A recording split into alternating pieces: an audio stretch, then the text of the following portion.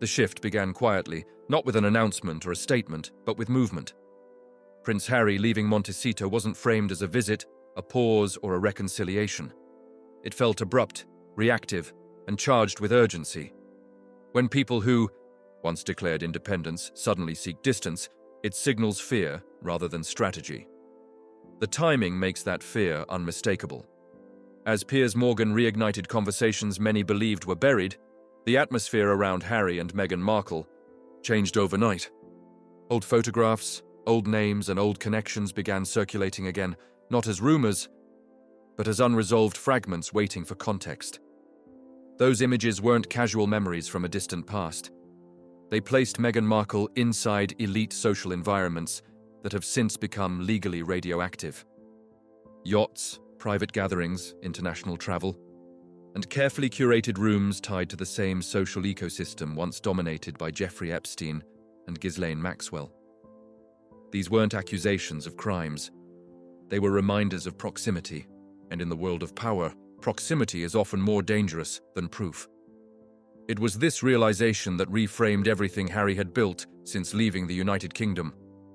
Silence, once a shield, began to look like vulnerability. Piers Morgan didn't introduce something entirely new. He revived questions that had lingered uncomfortably for years, questions many avoided asking because the story had moved on. The difference now was timing. Ghislaine Maxwell is no longer insulated by wealth, status, or influence. From a Florida prison, the incentives change. When hope disappears, so does loyalty. People speak not out of revenge, but survival. Names begin to matter. Memories become valuable. And suddenly, those old yacht photographs feel less like gossip and more like potential context. The discomfort deepened when parallels emerged that could no longer be ignored. Prince Andrew's downfall wasn't caused by tabloids or online speculation. It came from sworn testimony. From Virginia Giuffre's statements under oath, where associations hardened into consequences. Meghan Markle's name, once reportedly considered in related legal discussions as a possible witness, re-entered public consciousness not as an accusation, but as a reminder that investigators once believed her presence might matter. That alone changes the narrative. Being almost relevant in a legal sense is still relevant enough to trigger panic. As these threads tightened, life in Montecito reportedly grew colder. Social doors closed quietly. Invitations stopped arriving. The community, accustomed to celebrities who avoid chaos rather than attract it, began distancing itself. At the same time, professional relationships unraveled. Promised projects stalled, deals lost momentum, staff departures accelerated. Financial pressure, once masked by optimism, became harder to ignore. A lifestyle built on constant validation requires constant success, and that success was no longer materializing. Against this backdrop, comparisons resurfaced that amplified scrutiny. Catherine's highly visible hospital appearances contrasted sharply with the secrecy surrounding Meghan's pregnancy timeline. Frogmore Cottage, once associated with plans of a home birth, faded into confusion when the delivery instead took place at Portland Hospital without explanation. Details that once seemed private suddenly appeared inconsistent. Silence followed, and silence invited speculation. In moments like this, absence of clarity doesn't calm suspicion, it feeds it. The difference between past survival and present danger lies in institutions.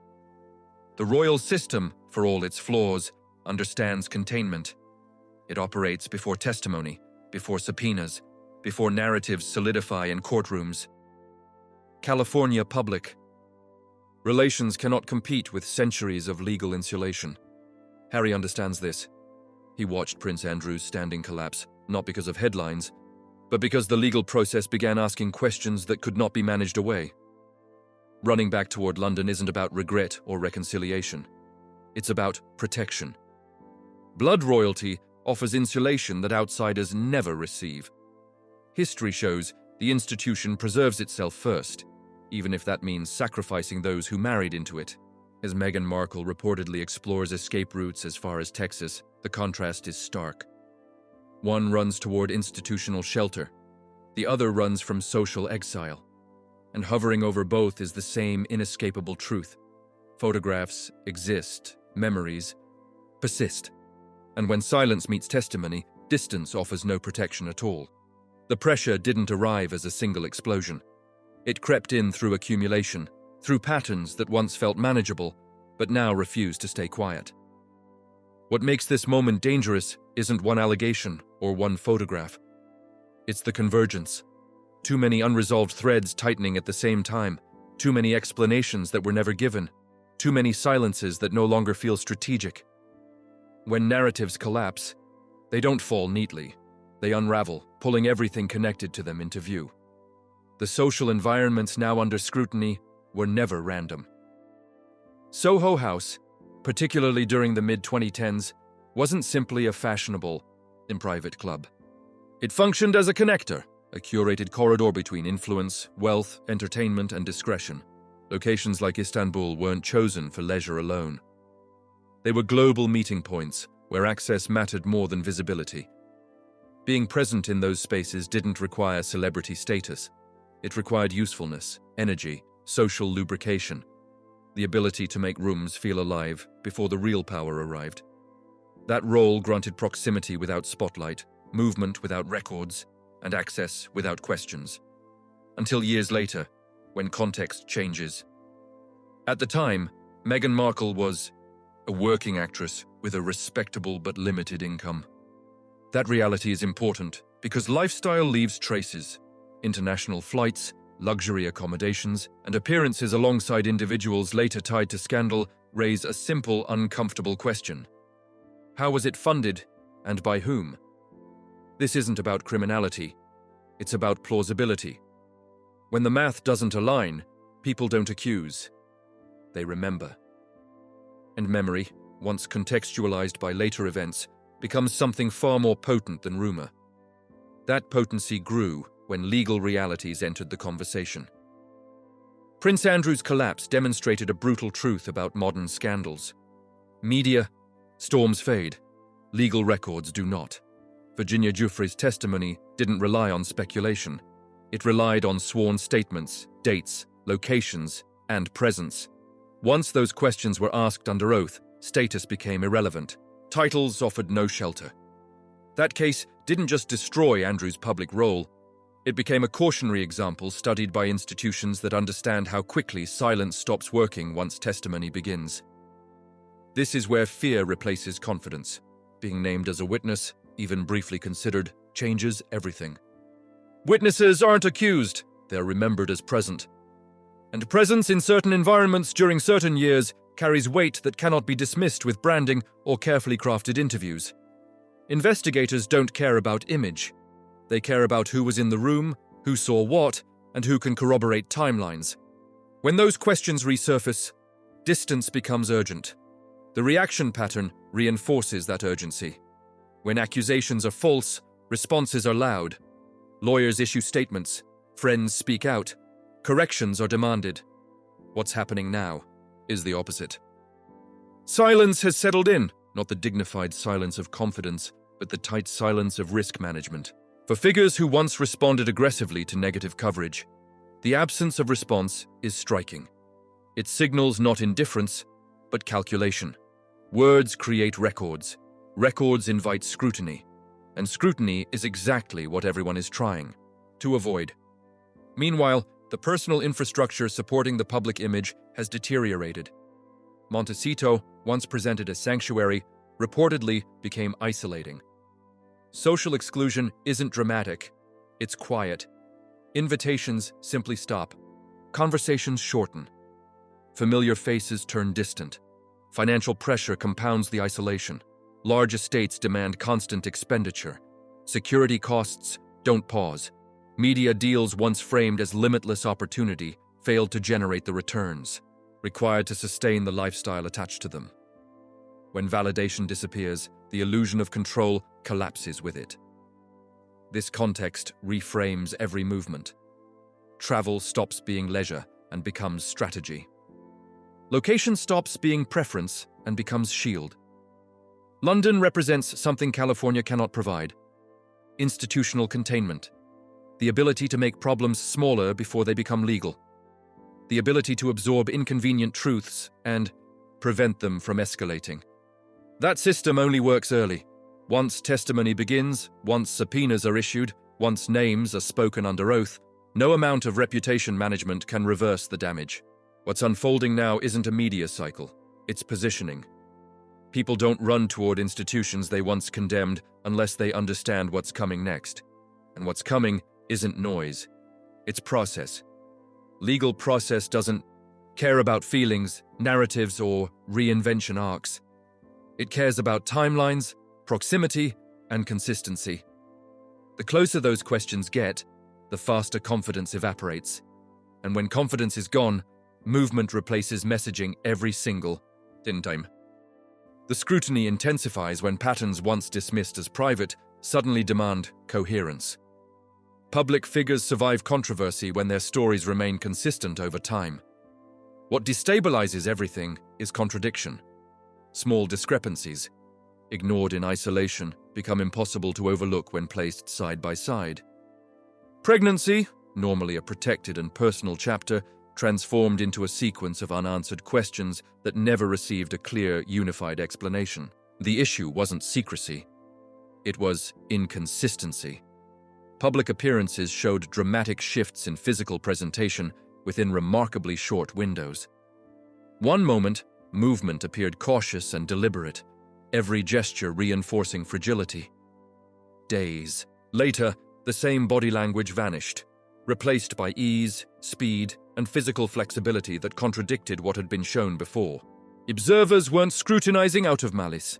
They were responding to contrast. When narratives fluctuate rapidly, people begin comparing notes, images, timestamps. Visual records don't forget, even when explanations are absent. Planned narratives also began to fracture. The widely shared intention for a private home birth at Frogmore Cottage was presented as a meaningful rejection of royal rigidity. The public accepted it because it fit the story being told. Then, without explanation, the delivery took place at Portland Hospital instead. No clarification followed. No reason was offered. Silence filled the gap where context should have been. Silence in moments of change doesn't preserve privacy, it invites reconstruction, and reconstruction rarely favors the subject. This scrutiny deepened when timelines were examined alongside documented movements. Appearances at public events reportedly overlapped with days that should have been medically restrictive. These weren't hours apart or loosely scheduled. They were geographically incompatible. When records suggest presence in two places at once, disbelief hardens into suspicion. Pregnancy doesn't operate on flexible calendars. Bodies don't obey public relations schedules. When documentation contradicts imagery, credibility erodes quietly but permanently. The reason these questions matter now, rather than years ago, lies in context.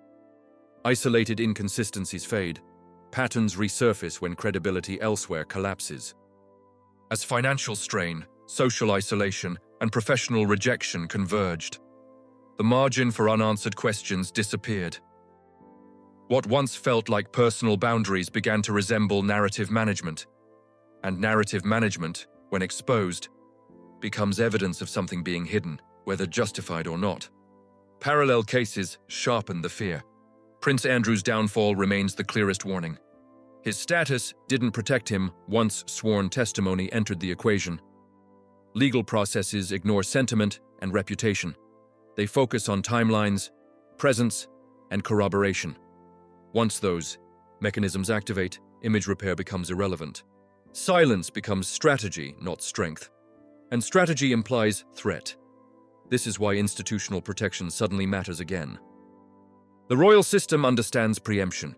It functions best before questions formalize, before statements become depositions, before silence is interpreted as obstruction. California public relations firms excel at perception, not subpoenas. Hollywood, mechanisms manage stories. Institutions manage exposure.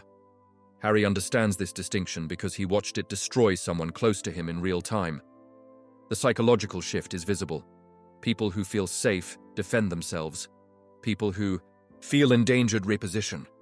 One response speaks loudly, the other speaks through movement. Travel plans change. Residences lose meaning. Distance becomes insurance. At the same time, alliances thin. Public supporters vanish. The absence of vocal defense from friends, colleagues, or industry figures becomes conspicuous. In moments of truth, silence spreads fastest among those who know more than they say. What makes this phase irreversible is accumulation.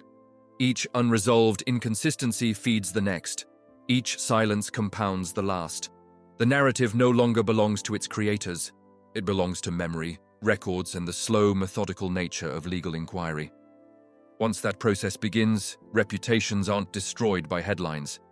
They are dismantled by chronology. This is the stage where panic replaces control. Not because guilt has been proven, but because uncertainty has teeth.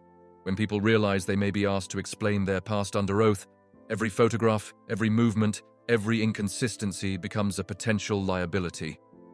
And at that point, running isn't an admission, it's an instinct. Next, the final shift happens when survival instincts override pride. Public condemnation can be endured, financial loss can be managed, social exile can be reframed, legal exposure cannot. That is the line powerful people fear crossing, because once it's crossed, control is gone. The moment questions move from media panels to sworn rooms, every past decision becomes subject to verification. That is when institutions matter, and why Harry's actions now speak louder than any statement he could issue. The royal institution operates on one principle above all others: containment. It does not erase the past, it absorbs it, neutralizes it, and prevents it from reaching a point where damage becomes structural. This system is ancient, practiced, and brutally efficient. It knows when to close ranks and when to cut ties. History shows that bloodline determines priority. Those born into the system are protected because protecting them protects the crown itself. Those who marry in are not guaranteed the same shelter when risk escalates. Harry understands this hierarchy intimately. He spent years rejecting it publicly, dismantling its image, and portraying it as cruel and unnecessary.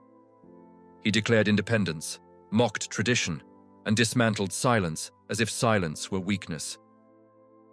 But silence is only weakness in the court of public opinion. In legal reality, silence is armor. The institution Harry walked away from knows how to deploy that armor before testimony begins. Once testimony starts, even institutions lose control. That is why this movement feels desperate rather than deliberate. Running toward London is not about reconciliation or nostalgia. It's about jurisdiction, lawyers, and insulation. It's about standing inside a system that can slow momentum instead of accelerate it. Hollywood cannot do that. California publicists cannot do that. Streaming platforms cannot do that. Only institutions designed to survive scandal can. The contrast between Harry and Meghan's positioning sharpens this reality. One is blood royal, permanently tied to the crown whether he likes it or not. The other is not. History is clear on how institutions behave when forced to choose. Outsiders are expendable. Sacrifice preserves continuity. This isn't cruelty, it's design, and design reveals itself most clearly under pressure. At the same time, Meghan's reported search for alternative locations underscores isolation. Texas, Europe, anywhere away from the social environment that has turned cold. Relocation becomes symbolic of rejection. But geography does nothing to alter evidence. Photographs circulate regardless of borders. Testimony doesn't respect relocation. Legal processes follow relevance, not residence. You can leave a community. You cannot leave memory. What seals the sense of inevitability is the silence. Not just from the subjects themselves, but from those who once defended them loudly. No celebrity chorus, no coordinated rebuttals, no legal threats. For figures who previously responded aggressively to criticism, this restraint is revealing. Silence. Here isn't dignity, it's risk assessment. Words create records, records invite questions, questions invite scrutiny, and scrutiny is exactly what everyone is trying to avoid. This is why the story no longer feels speculative. It feels transitional. The narrative phase is ending, and positioning has begun. Movement replaces messaging. Distance replaces defiance. Institutions replace independence. When people stop arguing and start running, they are preparing for something they cannot control once it begins. The fairy tale didn't collapse because of rumors or criticism. It collapsed because too many unresolved details converged at once. Photographs resurfaced. Legal history re-entered the conversation, financial stability weakened, social insulation vanished, and silence, once protective, became conspicuous. When all of those forces align, outcomes stop being optional. At this stage, survival is no longer about reputation, it's about exposure. And exposure, once formalized, cannot be undone. The reckoning doesn't arrive with headlines. It arrives quietly through questions, records, and sworn words. By the time the public understands what's happening, the outcome is already locked in place. The final reality settles in when there is nowhere left to reposition. At this stage, the story no longer belongs to publicists, platforms, or carefully constructed narratives. It belongs to records, to photographs that already exist, to timelines that can't be rewritten, to people who are no longer incentivized to stay silent. This is the moment when fear isn't hypothetical anymore, it's procedural, when people believe they can still control perception. They speak. They correct, they deny, they counterattack. When they believe control is slipping into formal processes, they stop. Silence becomes deliberate. Movement becomes constant. Every decision is filtered through one question: what reduces exposure? This is why the current quiet is louder than any interview ever was. Nothing is being said because too much could be asked in return. The danger now isn't scandal. Scandal is survivable. The danger is testimony. Testimony freezes stories in place. Once words are spoken under oath, they don't adapt. They don't evolve. They don't respond to public sentiment. They exist permanently, waiting to be compared against documents, photographs, travel records, and other testimonies. This is why proximity matters. Not accusations, not intent, presence.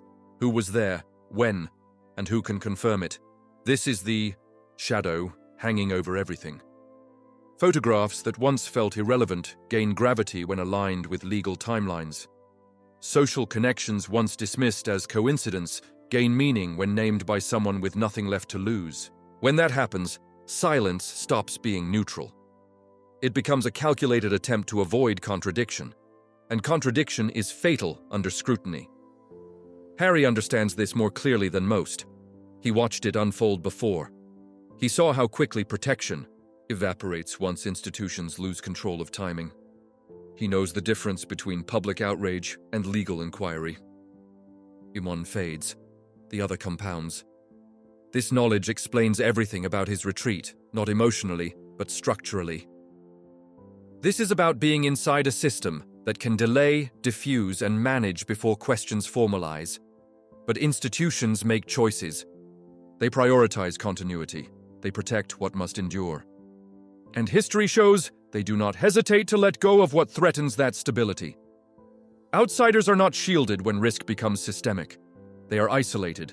This is not personal, it's mechanical. And it's why the paths now appear to diverge so sharply. What remains is silence, movement, and inevitability. No statements, no denials, no clarifications, just distance.